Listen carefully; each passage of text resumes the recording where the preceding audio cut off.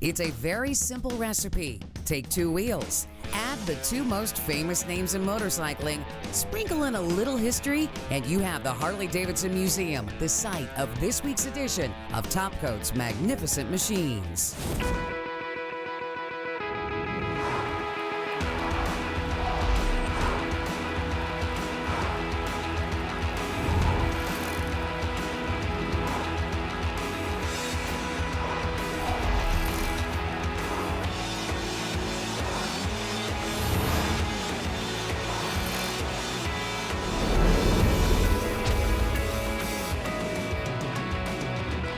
Welcome to Topcoat's Magnificent Machines. We are at the Harley-Davidson Museum in Milwaukee, Wisconsin, and I'm so excited to take you through and show you so much that is here to see, and we've got a lot to do. And you know what, Bill, we're going to jump right in with our very first bike, go all the way back to what you call serial number 1. Yeah, what we have is a 1903-04 vintage Harley-Davidson motorcycle. They didn't even have names in those days, and it represents those very first production bikes that rolled out of the Harley-Davidson little wooden shed factory in 1903. What I also find interesting is the marks on the floor here. This kind of gives us an idea of what size shed the guys worked in. Yeah, what I'm standing in is a footprint that's 10 by 15 feet, and that was the very first wooden shed. I almost say it's like a glorified ice fishing shed. And the only reason they did that is because they were kind of gently kicked out of the basement of the Davidson home. William C. Davidson said, would you please take your project out in the backyard and finish it there? The original idea was motorcycles for themselves, and then at some point said, you know what, let's sell them. And I'm glad they did. So am I.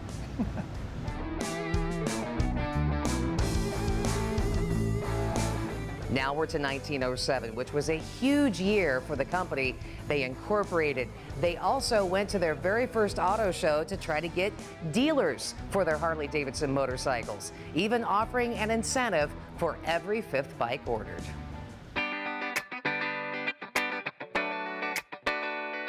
Of course, Harley-Davidson, you think of motorcycles, but when it comes down to it, the name of the company was Harley-Davidson Motor Company. And Bill, they were doing a lot of developing and experimenting, and that's what we have with this 1909. Right, this is the first an attempt at a saleable V-twin for Harley-Davidson. Basically, it didn't really fly, and so they were pulled, and 2 years later they had a V-twin that was very much modified and much more successful. But we've even have evidence in the archives that they were bringing experimental V-twins to races and hill climbs as early as 1907. That 45-degree V-twin engine is what people come to think of as Harley-Davidson's now. There's a certain cadence to it, there's a certain sound, and so it's become just really part of our DNA. And when they were developing this, what they put together, like about 10 of them? We believe 27 total. Okay. This is the sole surviving Harley-Davidson 1909 twin. The only place in the world somebody could see one is here. From the get-go, Harley-Davidson has been heavily involved in motorsports, from board racing to cross-country, and of course, even the cinder track racing. But the one that really gets me the most is the hill climbing. These guys were absolutely nuts, but man, did it put on a great show. But you know something else? Harley-Davidson, they just flat like to go fast. When you think of like motorcycle racing today, this would have been like the prototype class, almost like a MotoGP class of its time. You know, it's 8 valves, so you're doubling up on your intake, your exhaust. This is all purpose-built for racing. It's very lightweight. They're doing this on board tracks, and these are, you know, some people call them motordromes. Today we call them board tracks. In the old days they were motordromes. These are racetracks made entirely out of wood. These guys would race in very small groups, and like, you know, racers would call it the draft or the slipstream now. And the old saying was that you could put a blanket over the entire field of racers, and, you know, woe to you if you fell out of that group. There's more aerodynamic drag out of you, and you're going to fall behind. Something else that I'm noticing as I'm looking at the bike, what do we have on the left-hand side of the tank? Right, that's an oil pump. Okay. This is an era of motorcycles that the oil is basically something that the rider is responsible for. They were not using mechanical pumps.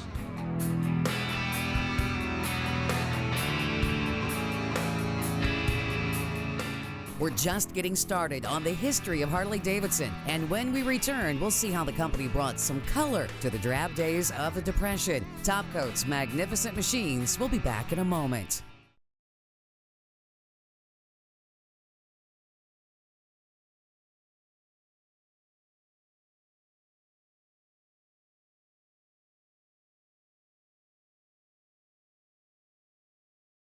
Top Coat's Magnificent Machines is brought to you by Steel Rubber Products, quality crafted rubber parts and weather stripping, Clamp Tight, the clamp making tool, and by Top Coat, the best coatings in the world. Welcome back to Top Coat's Magnificent Machines. In 1925, Harley-Davidson came out with their streamlined version. Pretty much everything in the late 20s and early 30s were all using that terminology. And while it was a great looking bike, it was still kind of a drab olive green. But that was all about to change for Harley in the next couple of years. You know, in 1933, Harley-Davidson gave the consumer something pretty exciting with using very little money, and that's color. Exactly. You know, in the automotive world, it goes on today where, you know, you can't come out with a new engine every year. And they certainly could in those days, and the dealers were asking for one. They were asking for whole new bikes. And what the company could do was give a whole new explosion of color. Two-tone schemes that you see with these beautiful Art Deco designs.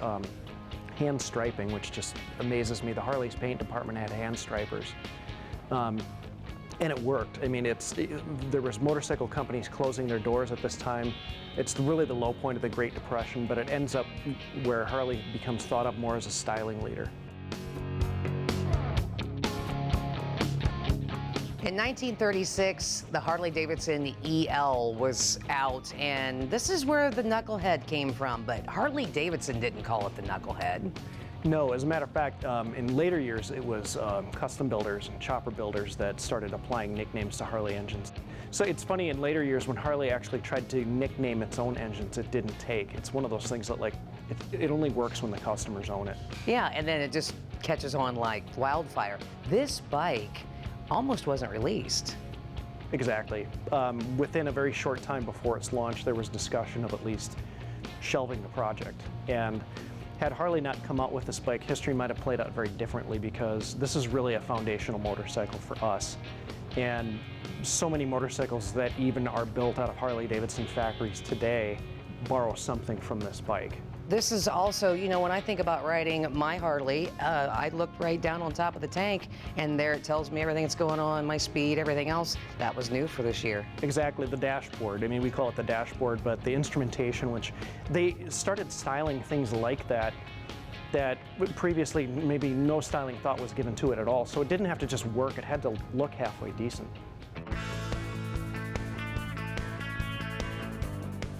While the consumer edition of the EL bike was a little shy of 100 miles per hour, probably top speed, that's not what we have here. No, what we have here is a purpose-built land speed record attempt bike based on the EL's engine. In later years, they came to call this bike the Bluebird for obvious reasons, but Joe Petralli, the great champion racer of the 1930s, was the man with the honors on this one. You know, some of the things I notice when I'm taking a look at this bike, right up front, that looks like a gas tank that they've cut off to be kind of like the fairing on the front. That's absolutely what it is. They didn't need to get real high-tech, or at least didn't feel the need to. And if you get a good look at that tachometer, it's actually hand-drawn. You look at that tailpiece, and it's obvious that they were trying to reduce the drag, the aerodynamic drag. On the practice runs, it was vibrating, so it had a bit of a wobble to it. So they actually figured, why not try it without, and put a stock motorcycle seat on it, and that actually went faster. Even if people don't know the story, it's so striking to look at. It really looks like one of those kind of space age or steampunk things from the 30s.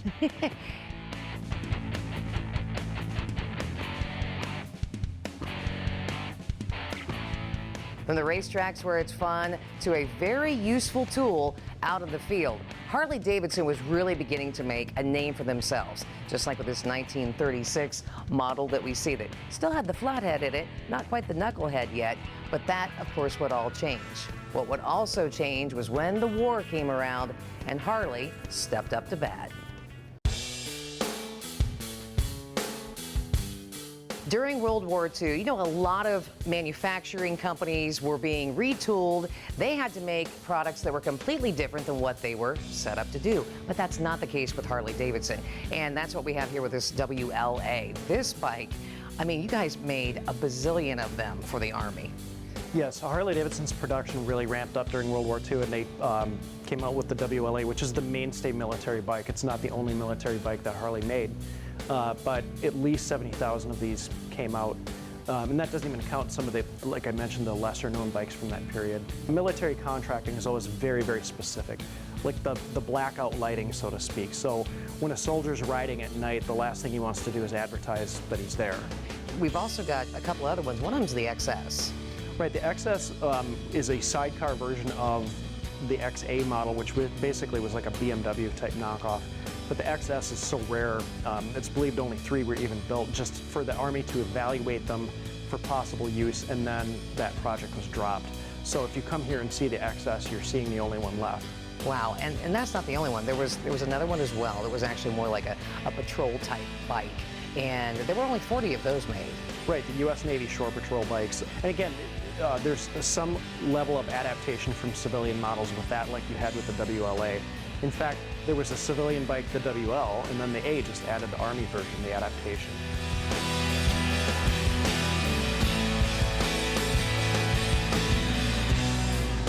Well, after World War II, there were a whole lot of these Army bikes that were left over, available relatively cheap and surplus. But people didn't necessarily want to remember the war by them, so what do? They customized them, just like this bobber that we see here. And you know what? We're going to show you just how crazy people can get with some of their customization when we have more of Top Coat's Magnificent Machines after this.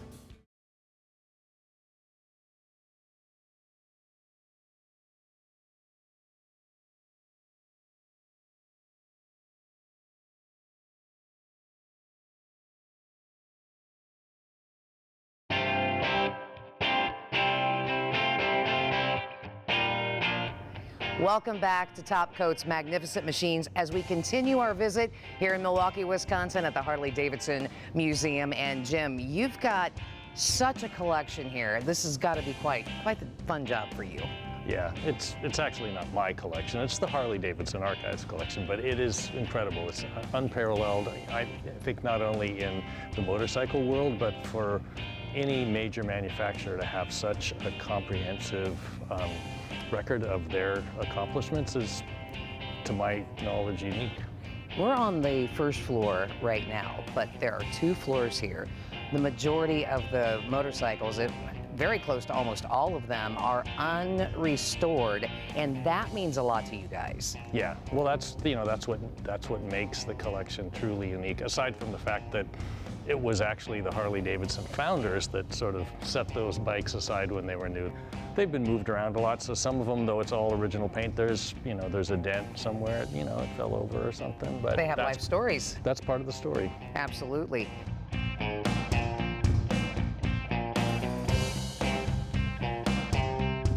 We know Harley-Davidson makes a lot of great motorcycles, but did you know back in 1960, they were making a scooter named the Topper? How about some of these smaller motorcycles, smaller motor stuff? But I think it would have been really fun to have gone out and splashed around in the waves in a Harley-Davidson boat, or out on the golf course in your Harley-Davidson golf car. But that's not all. They also had some other small little, almost mini bikes, so to speak. But I think the coolest thing would have been out in the snow on our Harley-Davidson snowmobile. Now, what we just saw here, they were pretty well short-lived items for Harley-Davidson. Now let's show you something that's been around since 1957.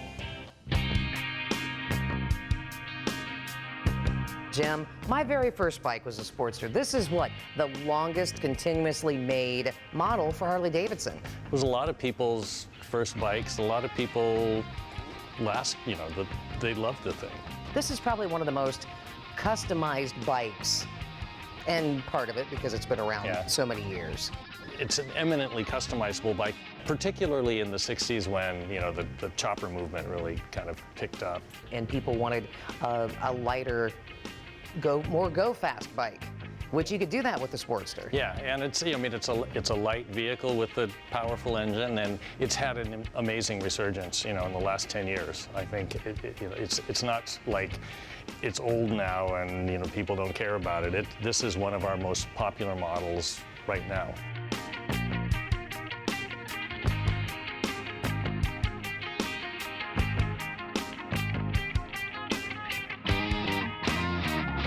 '1981 was definitely an exciting year for Harley-Davidson, and that was when the company went back to its roots, so to speak. And this particular bike means a lot to the company because it was the first of being back to just Harley-Davidson. Yeah, there was quite a ceremony in our factory in York, Pennsylvania, and this was the bike that rolled off the line, and it felt as a part of the company kind of coming back to its roots, and headquarters back to Milwaukee, a heritage edition, and a motorcycle that has a lot of styling cues that look back to kind of the style of the late 40s, with the fringed bags and everything. And this particular one has on the point cover there a little, commemorative thing, but it was one of the beginnings of a lot of kind of limited edition things that we did over the next few decades. Here we're with one of the greatest bikes that Harley-Davidson has ever made, and it's one of their CVOs. These things are amazing. I mean, the color, the paint job, everything is just over the top. And, in particular, the paint, right? You want something that's going to really accentuate that paint, especially this beautiful metal flake that's in here. You want that real pop, that real wet look, right? Well, that's what F11 is for. Not only do you get that amazing, depth of image and shine, but I mean, you can do the whole darn bike, Mike. Oh man, I tell you, the bike owners know it is very difficult to keep a bike clean, right? I mean, you'll waste a whole weekend. Oh, you don't realize how hard it is to actually detail a bike, but it's a long time. Yeah, I mean, F11 gives you your Saturday bag, but like this bike here, I went over it real quick in about 15 minutes. Literally, yeah. Literally 15 minutes. You could never do that. Yeah, with any other product. which means what? You can ride more. Right. And we're talking the engine. Yeah. No Q-tip in the fins, just spray and go. That's right, because you're safe. F11 is extremely safe, with heat sources, all the above. Whether it's the pipes, you get bluing, this helps reduce that. Whether it's on your motor and the heat issues, there's no issues. And it brings back that powder coating, whether it's the leather, the powder coating, the paints, I mean everything. Yeah, like the powder coating on the motor, you can literally spray and leave it and just dab it. That's right. You don't have to wipe it. And like bugs, like when you go riding, bugs are a nightmare, Yeah. So it's so much easier to get them off. You just take a wet microfiber and wipe them right off and they release. Well, and also we get a lot of people with the large windscreen. Right. And they love it because it's so hydrophobic, and you get caught in the rain in a bike. I mean, you're already, good luck with that. But when you have something that everything wipes right off, it just makes your life that much easier, and the visibility is incredible. But, if you want to learn more, you can always go to our website at topcoat.tv. Well, what's really cool to see is what happened in 2003 when the company celebrated its 100th year anniversary, building this bike, dismantling it, sending it around the country to the different facilities, having more than 6,000 signatures of company employees. That is pretty cool. We'll have more of Top Coat's Magnificent Machines right after this.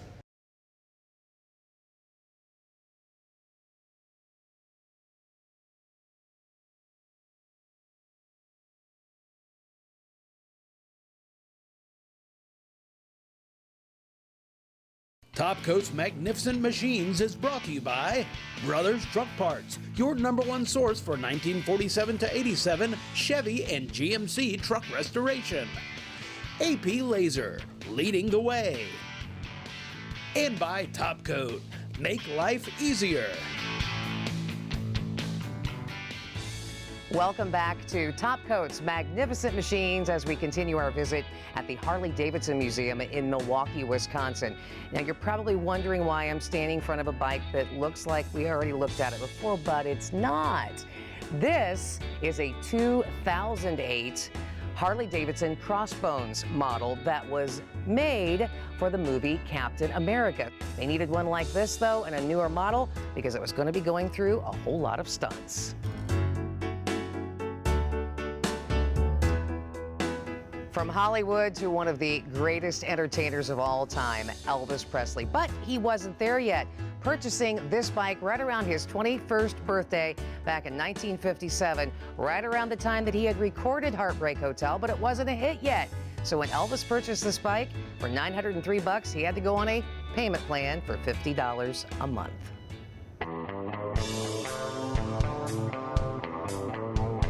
Creativity really knows no bounds, and I've seen so many super cool Harley-Davidsons over the years, but you guys have got some in here that almost lean folk art.